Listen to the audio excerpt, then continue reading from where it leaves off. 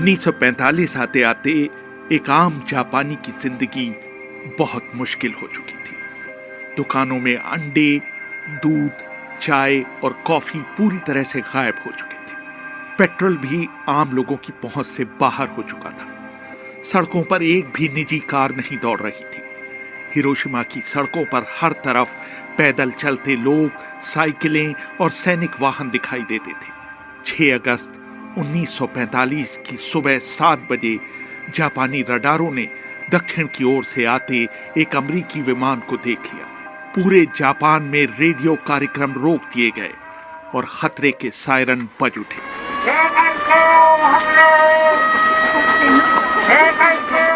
इस जहाज को हिरोशिमा के मौसम की टो लेने भेजा गया था। जापान में तब तक पेट्रोल की इतनी कमी हो चुकी थी कि उस विमान को रोकने के लिए कोई जापानी विमान नहीं भेजा गया। अमेरिकी विमान ने पीछे आते विमानों को कोडेड संदेश भेजा, ऑल वेल। 8 बजते बजते खतरे के सायरन बजने बंद हो गए। 8:09 पर B-29 एनोला गे विमान उड़ा रहे कर्नल पॉल टिबेट्स ने इंटरकॉम पर घोषणा की, अपने गॉगल्स लगा लीजिए और उन्हें अपने माथे पर रखिए। ठीक 8:13 पर एनोला गे के बॉम्बार्डियर मेजर टॉमस फेरेबी के हेडफोन पर कर्नल पॉल टिबेट्स का संदेश सुनाई दिया, इट इज ऑल योर्स। फेरेबी को जैसे ही अपना लक्ष्य अओई ब्रिज दिखाई दिया, वो चिल्लाए, आई हैव गॉट इट। ठीक 8:15 पर एनोला गे से नाक के बल little boy atom bomb Hiroshima के ऊपर गिरना शुरू हुआ। इसको नीचे आने में पूरे 43 सेकंड लगे। तेज हवाओं ने उसका रुख अपने लक्ष्य अओई ब्रिज से 250 मीटर दूर कर दिया और वो शीमार सर्जिकल क्लिनिक के ऊपर फटा।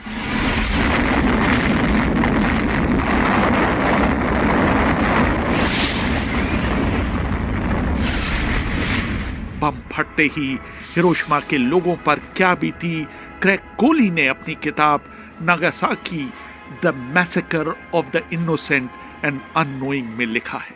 इसकी शक्ति 12,500 टन TNT के बराबर थी और जब यह फटा तो तापमान अचानक 4,000 डिग्री सेंटीग्रेड जा पहुंचा और ऊपर उड़ रहे विमान द ग्रेट आर्टिस्ट के पायलट मेजर चार्ल्स स्वीनी ने एक विशाल आग का गोला बनता देखा। शहर के मध्य में एक क्षण के अंदर कंक्रीट इमारतों को छोड़कर धरती के ऊपर मौजूद हर चीज गायब हो गई। विस्फोट का असर इतना तेज था कि ग्राउंड जीरो से 15 किलोमीटर दूर हर इमारत की खिड़कियों के शीशे चकनाचूर हो गए। हिरोशिमा शहर की 2/3 इमारतें 1 सेकंड के भीतर ध्वस्त हो गईं। कई किलोमीटर तक आग की एक आंधी सी फैल गई। एक क्षण में हिरोशिमा की कुल आबादी 2,50,000 के 30% यानी कि 80,000 लोग मौत के गर्त में समा गए। जैसे ही धमाका हुआ, एनोला गे के आगे के केबिन में रोशनी फैल गई और पायलट पॉल टिबेट्स ने अपने दांतों में एक अजीब सी सिहरन महसूस की। विमान के पिछले हिस्से में बैठे हुए टेल गनर बॉब कैरन ने अपना कोडेक कैमरा उठाया और नीचे के दृश्य की तस्वीरें लेने लगे। नीचे के बैगनी बादलों के बीच सफेद धुएं का एक रेला 3,000 फीट तक उठा और उसने एक मशरूम की शक्ल ले ली। एनोला गे के सह पायलट कैप्टन रॉबर्ट लुइस ने अपनी लॉग बुक में लिखा, my god what we have done. Enola Gay के वेपेनियर विलियम पार्सन्स ने एक कूट संदेश भेजा, परिणाम सफल, विमान में हालात सामान्य। एनोला गे के कप्तान पॉल टिबेट्स ने बात करते हुए कहा, It was something that the imagination really couldn't comprehend. ये कुछ ऐसा था जिसकी कल्पना भी नहीं की जा सकती। क्या कहूँ, बम गिराने के बाद चंद सेकंड के लिए मैंने पलटकर उसे देखा और आगे चल दिया। मैंने धुएं के बादल और तेजी से फैलती हुई आग देखी। धुएं के गुब्बार ने बड़ी तेजी से शहर को अपनी चपेट में ले लिया। अमेरिकी राष्ट्रपति हैरी एस ट्रूमन ने रेडियो पर हिरोशिमा पर एटम बम गिराए जाने का ऐलान किया। A short time ago, an American airplane dropped one bomb on Hiroshima and destroyed its usefulness to the enemy. अब से कुछ देर पहले एक अमेरिकी जहाज ने हिरोशिमा पर एक बम गिराकर दुश्मन के यहाँ भारी तबाही मचाई है। ये बम 20,000 TNT क्षमता का था और अब तक इस्तेमाल में लाए गए सबसे बड़े बम से 2000 गुना ज्यादा शक्तिशाली था। इस बम के साथ ही हमें हथियारों की श्रृंखला में एक नया क्रांतिकारी विध्वंसक हथियार मिल गया है जो हमारी सेनाओं को मजबूती देगा। इस समय इस बम का उत्पादन किया जा रहा है, साथ ही इससे भी ज्यादा खतरनाक बमों पर काम किया जा रहा है। ये परमाणु बम है जिसमें ब्रह्मांड की शक्ति है। जिस समय बम गिरा, एक स्कूली छात्रा जिंको क्लाइन अपने कुछ दोस्तों के साथ हिरोशिमा रेलवे स्टेशन के पास खड़ी थी। I had a tremendous explosion. I must have been unconscious for a while. When I came to myself, painful screams for help from everywhere came into my ears. मैंने एक जोर का धमाका सुना। कुछ समय के लिए मैं बेहोश हो गई। जब मुझे होश आया तो देखा हर तरफ से मदद के लिए चीखती दर्दनाक आवाजें सुनाई दे रही थी। मैंने महसूस किया कि मैं सांस नहीं ले पा रही हूँ और मैंने भी चीखना शुरू कर दिया। इसी समय हिरोशिमा स्टेशन भरभरा कर गिर पड़ा। मैं भागने लगी। मुझे लगा कि आग का गोला मेरा पीछा कर रहा है। तभी मुझे एक जानी पहचानी आवाज सुनाई दी। उसने मुझे मेरे नाम से पुकारा। वो मेरी एक सहेली की आवाज थी। वो मलबे में दबी थी। मैंने उसे खींचकर बाहर निकालने की भरसक कोशिश की, लेकिन तभी वो आग की चपेट में आ गई। उसके हाथ ने मेरे हाथ को भींच रखा था।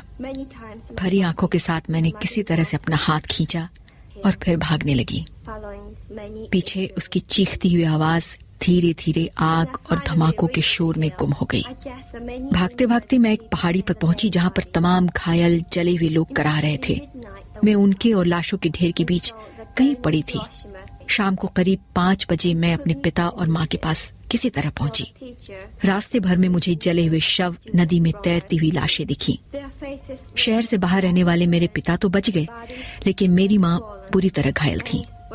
कुछ दिनों के बाद मेरे पूरे शरीर पर बैगनी चकत्ते पड़ गए। मेरे सारे बाल गिर चुके थे। चेहरा विकृत हो चुका था। उधर 37 वर्षीय स्थानीय पत्रकार सातोशी नाकामुरा भाग्यशाली थे कि उन्होंने उस दिन हिरोशिमा से थोड़ी दूर अपने दोस्त के साथ रात बिताई थी। क्रेग कोली ने अपनी किताब में लिखा, जब हिरोशिमा पर परमाणु बम गिरा तो उसके असर से वो जमीन पर गिर पड़े और उनके चेहरे को टूटे हुए शीशों ने घायल कर दिया। उन्होंने अपनी साइकिल उठाई और हिरोशिमा की तरफ बढ़ने लगे। वो हिरोशिमा की बर्बादी देखने वाले पहले पत्रकार थे। उन्होंने डोमी समाचार एजेंसी के ओकायामा दफ्तर में पहला डिस्पैच डिक्टेट कराया। 8:16 पर दुश्मन के 2 विमानों ने हिरोशिमा पर एक खास बम गिराया है। हिरोशिमा पूरी तरह से बर्बाद हो चुका है और करीब 1,70,000 लोग हताहत हुए हैं। जब डोमी के ब्यूरो चीफ ने यह सुना तो उन्होंने नाकामुरा से कहा कि यह सच नहीं हो सकता कि एक बम से हिरोशिमा में इतने लोग मर गए।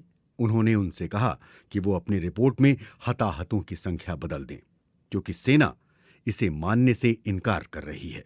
नाकामुरा ने टेलीफोन लाइन पर चिल्लाते हुए कहा, सेना मूर्ख है।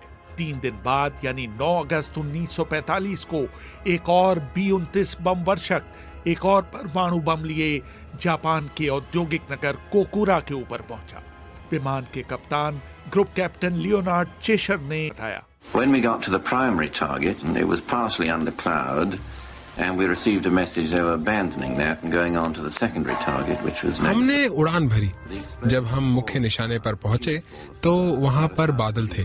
तभी हमें इस जगह को छोड़ने का संदेश मिला और हम दूसरे लक्ष्य की ओर बढ़े, जो कि नागासाकी था। चालक दल ने बम गिराने वाले स्वचालित उपकरण को चालू कर दिया और कुछ ही क्षणों में 4050 किलो का भीमकाय एटम बम फैटमैन तेजी से धरती की ओर बढ़ने लगा। 52 सेकंड तक गिरते रहने के बाद बम पृथ्वी की सतह से 500 फीट की ऊंचाई पर फटा। घड़ी में समय था 11:02। शहर के बाहर कुछ ब्रिटानी युद्धबंदी खदानों में काम कर रहे थे। उन्होंने बताया, Very, very quiet, and we just stood there and looked. Dead people lying around you. You know, we knew that something. हर तरफ लोगों की लाशें ही लाशें थीं। हमें पता चल चुका था कि कुछ तो असाधारण घटा है। लोगों के चेहरे हाथ पैर गल रहे थे। हमने इससे पहले परमाणु बम के बारे में कभी नहीं सुना था। इस विस्फोट में बच जाने वाले एक और शख्स थे हितोशी तोकाई। घटना के 50 साल बाद उन्होंने उसे याद किया। I wonder if you have seen any picture of hell. Well, पता नहीं आपने कभी नर्क की तस्वीर देखी है या नहीं। नागासाकी उस दिन ऐसा था मानो वहां नर्क उतर आया हो। मैंने उस जगह जाने की कोशिश की जहां कभी मेरा घर हुआ करता था। मेरी सबसे बड़ी चिंता थी कि मेरे माता पिता कहाँ हैं, मेरी बहन कहाँ है। जब मैं अपने घर के सामने से गुजरा तो वहाँ कुछ भी नहीं बचा था। हर चीज धराशायी हो चुकी थी। मुझे वहाँ कुछ भी नहीं मिला। मैं कैथोलिक धर्म को मानता हूँ जहाँ मरने वालों को दफनाने की परंपरा है।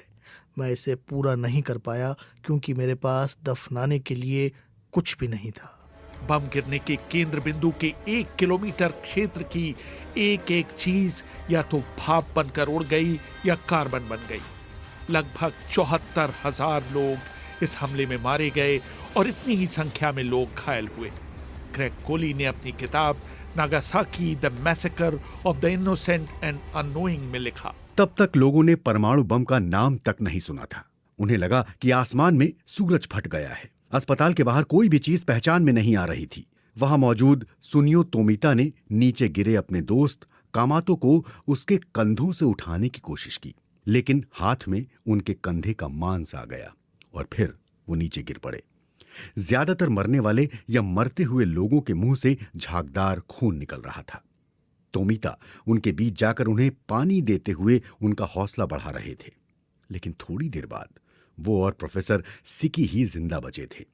उनके चारों ओर करीब 20 लाशें बिछी हुई थीं। जहां तक देखो आग की लपटें उठती हुई दिखाई दे रही थीं। विस्फोट स्थल से करीब 1,500 मीटर दूर एक टॉर्पीडो फैक्ट्री में मित्सुई तकीनो भी जमीन पर गिरी बेहोश पड़ी थी। उन्हें जब होश आया तो उन्हें चारों ओर लोगों की चीख पुकार सुनाई दी। उनके ऊपर ढेर सारा मलबा गिरा पड़ा था। बहुत मशक्कत के बाद वो अपने दाहिने हाथ को आजाद करवा पाने में सफल हो पाई। उन्हें नीचे फर्श पर कुछ नमी महसूस हुई। जब उन्होंने अपने सिर को छुआ तो उन्होंने पाया कि फर्श पर उनका ही खून फैला था और वो उसके बीच खड़ी थी।